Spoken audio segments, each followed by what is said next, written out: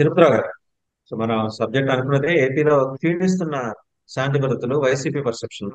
దాని మీద ఆయన రాష్ట్రపతిని కలవాలనుకోవటం, ధర్నా చేయాలనుకోవటం. రఘురామ కృష్ణరాజు గారు ఒక బంపర్ ఆఫర్ ఇచ్చారు. ఆయన పక్కనే ఈయనకి సీట్ ఇమ్మని పయ్యావుల కేశవ్ గారిని అడిగారు. ఆ పార్లమెంటరీ వ్యవహారాలు కూడా ఆయన చూస్తున్నారు కాబట్టి వీటన్నిటి మీద ఏమంటారు?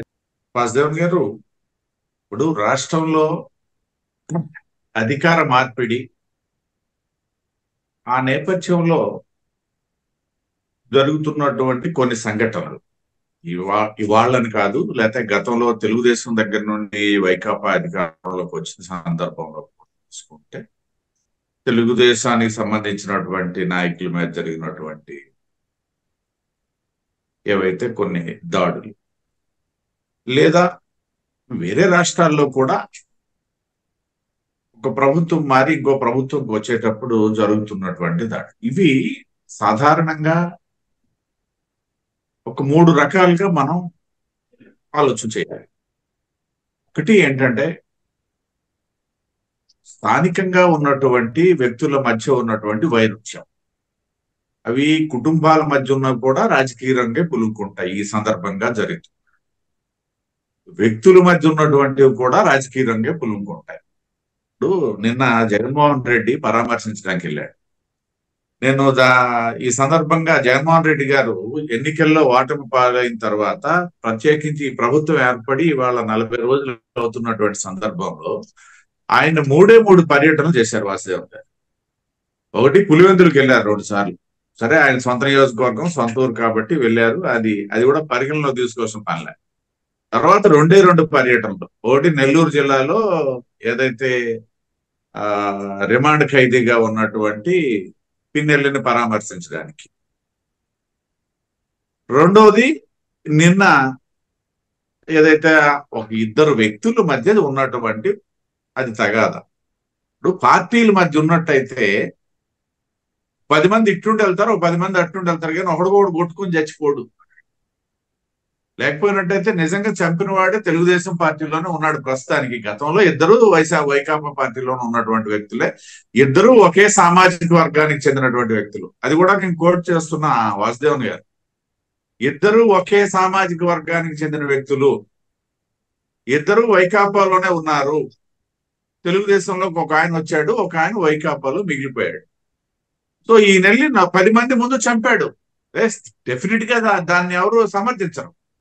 కానీ నిజంగా రాజకీయ రంగు పులమాలి అనుకున్నట్టయితే, రాజకీయ కోణంలోనే దాన్ని ఈ చంపినోడు కనుక చంపడానికి వెళ్ళినట్లయితే ఆ పరిస్థితి ఆ విధంగా ఉండదు. అది జగమెరిగిన సత్యం. అది అందరికీ తెలిసినటువంటిదే. 10 మంది వెళ్తారు, లేకపోతే ఒక ఇద్దరైనా వెళ్తారు, లేదా ఇంకోడని వెళ్తారు. సో వ్యక్తిగతమైనటువంటి కక్షల నేపథ్యంలో జరిగిందన్నానికి ఇక్కడ క్లియర్ కట్ గా అక్కడ మనకు కనిపిస్తున్నటువంటి ఒక అంశం. సరే, దాన్ని పరామర్శించడానికి రాజకీయం చేయడానికి వెళ్ళారు. మంచిదే. ప్రతిపక్ష నాయకుని హోదాలో ఖచ్చితంగా పర్యటనలు చేసేటప్పుడు అందులో అన్ని అంశాలు కూడా ఉండాలి, ఉంటే కూడా మంచిది అని చెప్పేసి భావిస్తూ నేను ఒక విషయం అడుగుతున్నా. వైకాపా చాలా విషయాలు మాట్లాడుతుంది. ఇది ప్రభుత్వం వచ్చిన తర్వాత మొత్తం అసలు శాంతి భద్రతలకు సంబంధించే కాదు, అన్ని అంశాల్లోనూ విఫలం అయిపోయింది కాబట్టి రాష్ట్రపతి పాలన పెట్టామనే కదా, శాంతి భద్రతల అంశమనే కాదు అక్కడ కదా. సో ఆ విధంగా శాంతి భద్రతలు వైఫల్యం చెందితే గనక మరి ఇదే ముఖ్యమంత్రి ఎన్ని పర్యాయాలు ఉత్తరాంధ్రకు వచ్చారు? సరే, మాజీ ముఖ్యమంత్రి క్షమించారు, పోనీ మాజీ ముఖ్యమంత్రిగా ఆయనకి బిజీ షెడ్యూల్ ఉంది, ఆయన కాసేపు రాలేకపోయారు అనుకుంటే, ఇదే ఉత్తరాంధ్రలో ఉన్నటువంటి బొత్స ఏమయ్యారు, మా ధర్మాన్ని ఏమయ్యాడు, వీళ్ళందరూ ఎక్కడో దగ్గర పరామర్శించాలి కదా వాసుదేవన్ గారు. ప్రజలు అంత ఇబ్బందుల్లో ఉంటే, అంత లాండ్ ఆర్డర్ ప్రాబ్లం ఉంటే వీళ్ళు ఎక్కడో ఒక దగ్గర వచ్చి కనబడాలి కదా, పరామర్శించాలి కదా. అసలు ఇల్లు దాటి బయటకు వచ్చినటువంటి దాఖలాలే కనబడట్లేదు, కనీసం అక్కడ ముఖం చూపించిన దాఖలాలు కనబడట్లేదు. అంటే వీళ్ళేమో వైకాపా నాయకులు కారా, వైకాపా ప్రభుత్వంలో అధికారాన్ని వెలగబెట్టినటువంటి నాయకులు కారా అని ఒక ప్రశ్నిస్తాం. సో సరే, ముఖ్యమంత్రి గారు ఇన్ని సమస్యలు ఈ దేశంలో ఉన్నాయని చెప్పి చెప్తున్నారు, ఈ రాష్ట్రంలో ఉన్నాయని మాట్లాడుతున్నారు. కేవలం 2 శాంతి భద్రతల అంశానికి సంబంధించి ఒక ఆయనేమో బ్యాలెట్ బాక్సులు బద్దలు కొడితే ఆయనకి పట్టుకెళ్లి రిమాండ్ లో పెడితే ఆయన పరామర్శించడానికి వెళ్ళడమా? రెండోదేమో వ్యక్తిగత కక్షల నేపథ్యంలో లేదు, పోనీ రాజకీయ నేపథ్యం ఉందనే కాసేపు అనుకుందాం, వాళ్ళ మాటకే సమర్థిద్దాం, దానికి వెళ్ళడమా? మరేం లేవా ఈ సమస్యలు ఈ రాష్ట్రంలోనా?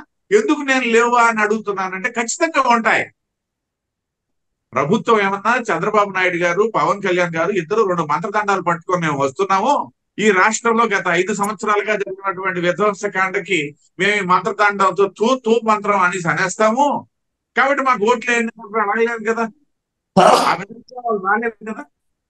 వాళ్ళు వచ్చింది ఏంటనేసి అంటే నెల రోజులు అయ్యింది, ఉన్న విషయాల్ని స్టడీ చేయాలా, ఉన్న ఆర్థిక పరిస్థితి ఏంటి, లా అండ్ ఆర్డర్ పరిస్థితి ఏంటి, అభివృద్ధి అంశాలు ఏమిటి, ఇప్పటికే నేను చెప్తున్నా కొన్ని విజయాలు ఉన్నాయి. ఉదాహరణకి మంచి నేను కాస్త రైతు పక్షపాతం కాబట్టి ముందు ఆ విషయాన్ని ప్రస్తావిస్తాను. ఏది ఉదాహరణకి గత 5 సంవత్సరాల్లో టైలాండ్ ల్యాండ్స్ కి నీళ్ళు ఇల్లినటువంటి పాపం పోలా. ఎందుకనేసి అంటే నీటిపారుదల రంగ నిర్వహణలో ఉన్నటువంటి వైఫల్యాల నేపథ్యంలో కరెక్ట్ గా మంచి సీజన్ లోనే ఇవాళ కొత్త ప్రభుత్వం వచ్చింది, దాని మీద దృష్టి పెట్టడం జరిగింది. చాలా నీటిపారుదల ప్రాజెక్టులకు సంబంధించి టైలాండ్ కి వాటర్ ఇచ్చినటువంటి సందర్భం, including my district Vamsadhara project లో టైలాండ్ కి ఈ సంవత్సరం 5 సంవత్సరాల తర్వాత వెళ్ళింది వాసుదేవన్ గారు వాటరు. అంటే ఏంటి, ఈ నెల రోజుల్లో వచ్చేసి మేము ఇక్కడేదో కొత్త డ్యామ్ కట్టేసామని చెప్పట్లేదు, లేకపోతే కొత్త రిజర్వాయర్ కట్టి నీరు తేలేదు కదా.